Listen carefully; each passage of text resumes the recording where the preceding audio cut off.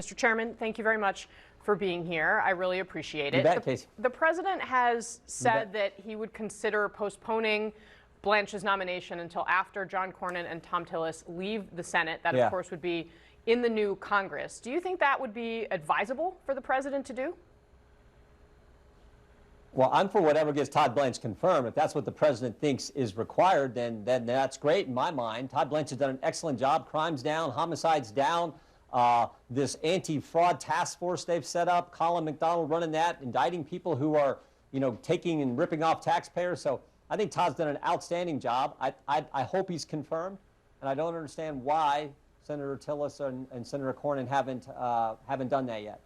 Well, it seems to be pretty clear that they want assurances that the anti-weaponization fund will not move forward, and that they have issues with the agreement that the Justice Department made to make sure that the Trumps are not audited by the IRS. Are you supportive of that settlement? Well, Todd said it's dead. I think he said that multiple times. So I don't know what is going on in these negotiations. The guy who's going to be, hopefully, the next Attorney General has said this thing is finished. Yeah, but so I don't understand why they're holding it up. Why won't he put it in writing? Well, if that's the agreement, then I don't know that he hasn't done that. All we know is what he told Congress that he wouldn't. And Senator he told a House committee that he wouldn't put it in writing. Well, but I mean, he's the Attorney General. He's the acting Attorney General. He said it's dead. They're not going to do it. I don't know what else it takes. Well, you're a lawyer. I don't know that would you other actually people not? running for office. I mean, don't you tell any clients you've ever had, get it in writing? Isn't that like, I don't know, legal 101? I'm not a lawyer. Full disclosure. I'm not a lawyer either. I went to law school, graduated, didn't take the bar exam, so I don't know. But what I do know is Todd Blanche is a man of his word. He said that he is not going to. Well, you can get it in writing. I don't know that matter. And maybe that's part of the agreement. I don't know what's being negotiated now, Casey. What I do know is Senator Cornyn and Senator Tillis voted to confirm Merrick Garland, and they won't vote to confirm a guy who's doing a great job running the Justice Department? I don't get it. I do not. Garland was the guy who did the memorandum saying, oh, we're going to spy on moms and dads at school board meeting. Garland's Justice Department were the ones who did the memorandum and said if you're a pro-life Catholic, you're an extremist. And they confirmed him, but won't vote for Todd Blanche?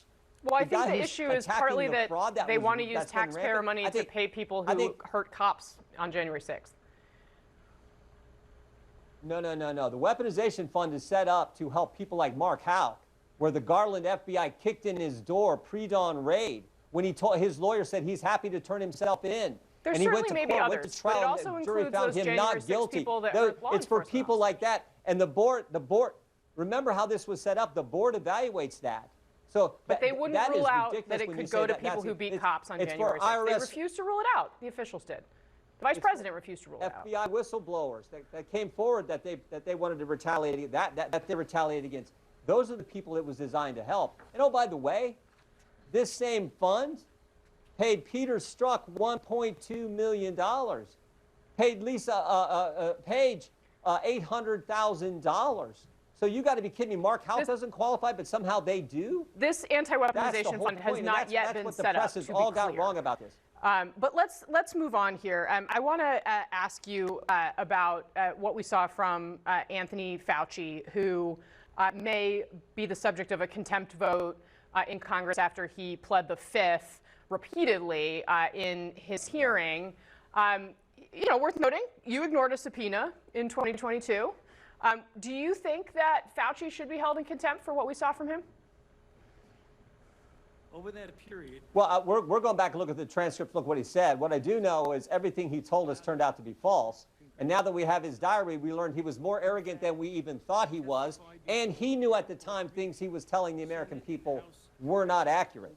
Never forget, Casey, this guy, think about this. He told us it didn't come from a lab when it did. He told us it wasn't gain of function done at the lab when it was. He told us it wasn't our tax money used to finance the research done at that lab in China when, in fact, it was. He said the vaccinated couldn't get it. That was wrong. The vaccinated couldn't transmit it. That was wrong. He told us masks worked. That was wrong. He told us 6 feet social distancing was based on science.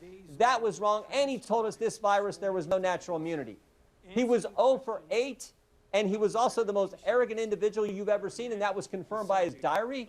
And he knew at the time those things he was telling us was not accurate, and somehow that's okay. I mean, I didn't say that. I was asking frankly, if you if I think he was should him, be I'd held have in taken the contempt. fifth too. I was asking if you think he should be held in contempt. We're going back and looking at all the transcripts and seeing what he said. We're going to evaluate all that. I know Senator Paul is looking at that as well. We will see. All right. I also want to ask you about something a little closer to home. There is a colleague of yours in the Ohio delegation, Max Miller, who is facing allegations of abuse from an ex-wife of the wife and his then toddler daughter. Do you think that Max Miller, who denies this abuse, should he resign from Congress in light of the accusations? Look, this is a family matter. I know Max is a good man. I was up campaigning for him. I hope he wins re-election. He's done a good job as a member of Congress, and we should all pray for his family. These are difficult times that they're going through. We understand that. These kind of situations always are. But Max is a good member and a colleague, and hopefully he's going to win re-election. But ultimately, in the end, that's up to the voters in his district. But yeah, we were up helping Max just a few weeks ago at a campaign event up in his district in the northern part of our state.